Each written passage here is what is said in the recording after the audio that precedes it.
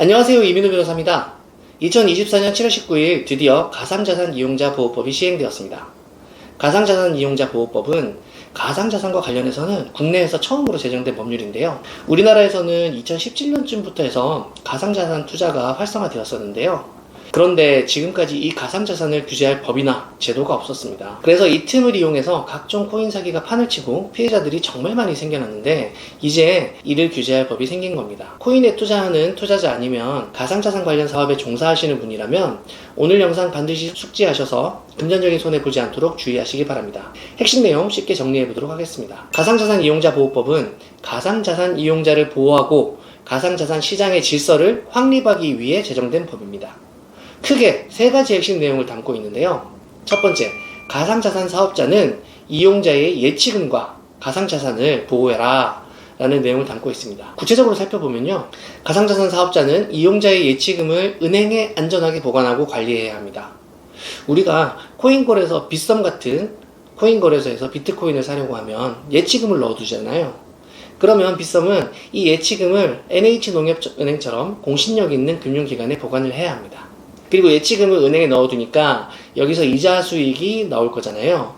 앞으로는 이 이자 수익도 고객에게 예치금 이용료로 지급을 해야 합니다. 또 가상자산 사업자는 자기의 가상자산과 이용자의 가상자산을 분리해서 보관을 해야 하고, 이용자의 가상자산과 동량의 가상자산을 실질적으로 보유를 해야 하는데요. 이용자가 예치한 가상자산 가치의 80% 이상은 콜드월렛이라는 지갑에 보관을 해야 합니다. 업비트나 코인원 홈페이지에 가보시면요, 분기마다 보고서들이 올라옵니다. 이용자 예치금의 103% 자산을 보유하고 있다, 가상자산 대비 102% 자산을 보유하고 있다, 이런 수치가 올라오는데요. 이런 정보들을 소비자에게 투명하게 공개하면서 우리 거래소는 안전하다, 이런 걸 고객에게 알려주라는 겁니다. 여기에 더해서 가상자산 사업자는 해킹이나 전산장애 위험에 대비하기 위해서 보험에 가입을 하거나 준비금 등도 적립을 해야 합니다.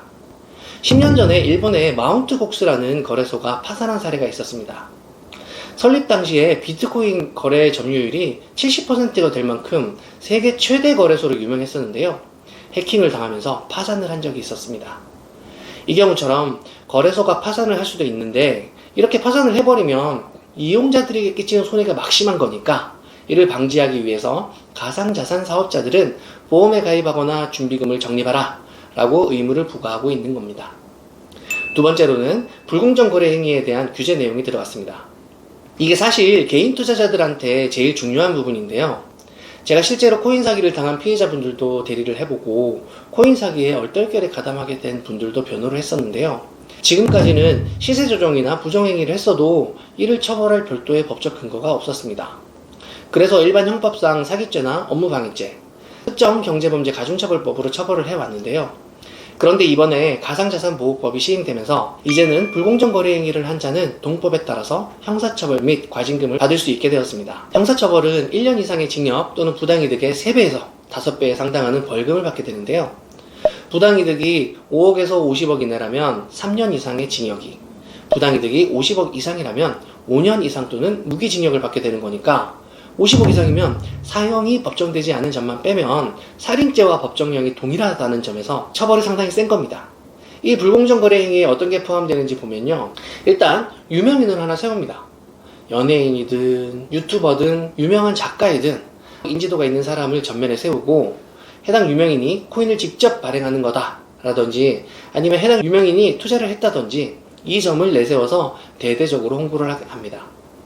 실제로 의뢰인분들을 보면 페이스북이나 오픈 채팅방, 리딩방, 전화, 다양한 방법으로 투자를 하게 되신 분들입니다. 처음에 투자 프로젝트에 대해 이야기를 들어보면 아주 그럴싸합니다.